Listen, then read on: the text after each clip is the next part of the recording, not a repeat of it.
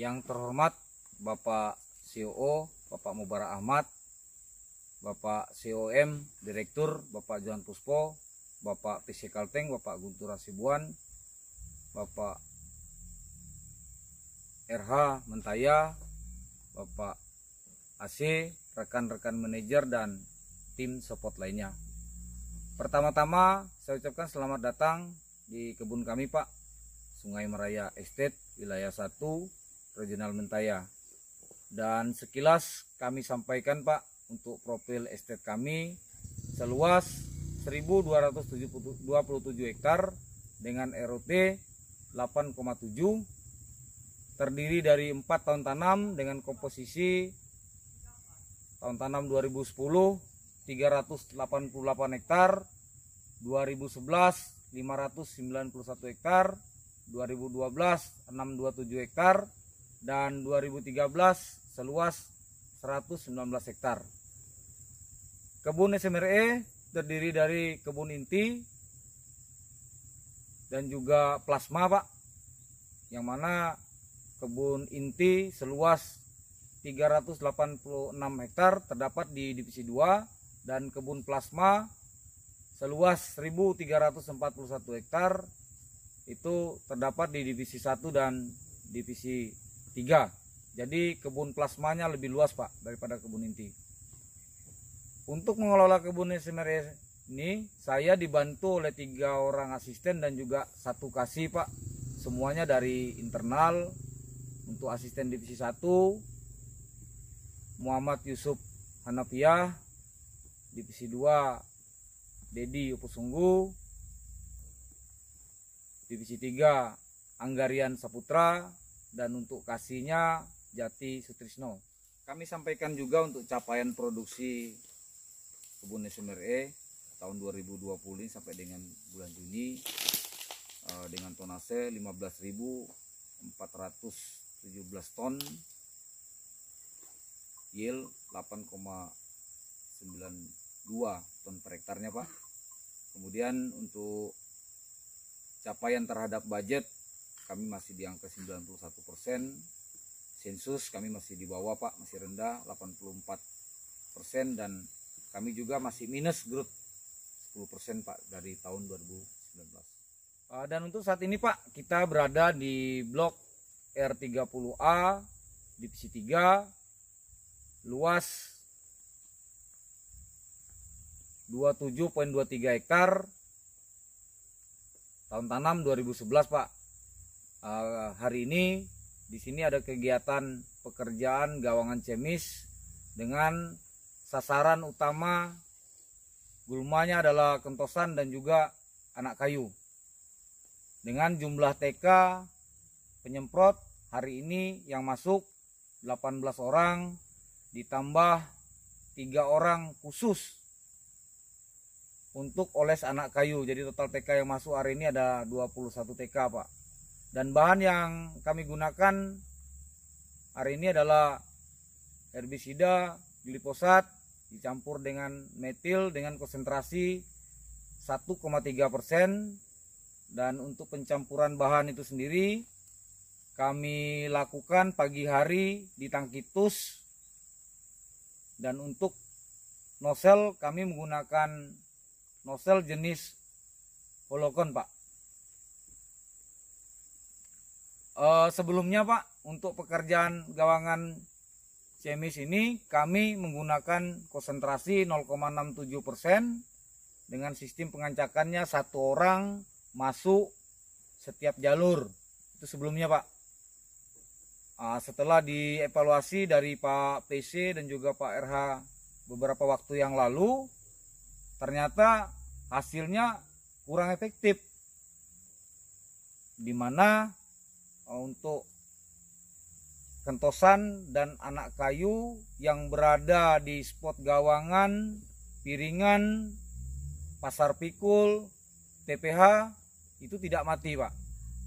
Maka kami diarahkan mulai bulan Juli ini untuk program cemis lebih fokus lagi ke kentosan dan anak kayu. Analoginya Karena gini Pak, karena kondisi piringan dan pasar pikul kita ini sudah relatif terkendali seperti ini Pak. Analoginya, jika kentosan dan anak kayu yang disemprot pada piringan, pasar pikul, dan juga TPH ataupun di gawangan, maka rumput ataupun gulma lain pasti akan mati juga, ikut mati. Kira-kira seperti itu Pak. Kami sudah melakukan kalibrasi, didapat bahan total yang digunakan adalah 1,1 liter per hektar untuk pekerjaan yang seperti ini Pak. Dengan objek semprot, semua tersemprot dari gawangan kiri sampai ke gawangan kanan, itu tersemprot semua dengan output 1,5 hektar per hektar per hakanya. Artinya jika kita breakdown ke jenis pekerjaan piringan dan gawangan, untuk gawangannya 0,67 liter per hektar, kemudian piringannya 0,43 liter per hektar. Tetapi semua mati sekaligus Pak, seperti itu Pak. Kemudian untuk teknis pekerjaannya sendiri di lapangan, yang pertama untuk petugas khusus, teknis pekerja pengancakannya dari tim One Stop Block Service ini, pada pekerjaan jemis, petugas khusus yang terdiri dari 3 orang ini kami bekali dengan mereka dengan parang, kemudian garlon yang sudah kami beri tempat khusus seperti ini Pak. Lalu kuas dan juga cap untuk menyemprot kaki lima, TPH, dan juga pasar kumis, sambil mereka menunggu tanda peluit dari penyemprot yang ada di dalam. Jika peluitnya 1 seperti ini Pak, itu makanya artinya yang diperlukan adalah parang dan juga garlon untuk oles anak kayu, dan capnya ditinggal di luar. Jika peluitnya berbunyi 2 seperti ini, itu artinya terdapat gulma MB yang melilit pokok ataupun goloran, maka hanya diperlukan parang untuk mutus-mutus saja, seperti itu Pak. Dan untuk yang kedua, tim penyemprot, teknisnya jika kondisi gawangan yang ada di depan ini ataupun kondisinya ringan seperti ini Pak, maka hanya 1 orang saja yang masuk setiap pasar pikulnya.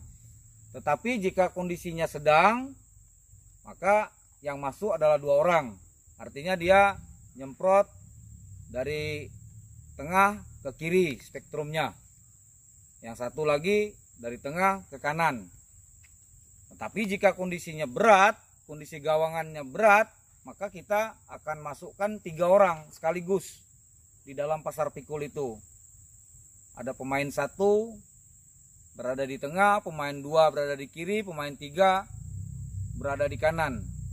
Yang mana 1 orang khusus untuk fokus kepada kentosan, pemain 1, yang 2 fokus kepada gawangannya untuk menyemprot di gawangan, seperti orang ngecat begini Pak. Fokus seperti itu. Itu kalau kondisi yang berat. Kira-kira seperti itu Pak.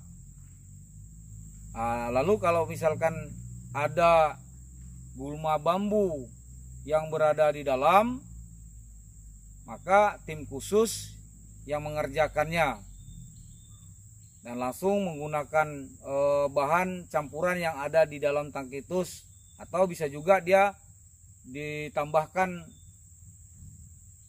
racun 100 cc per capnya.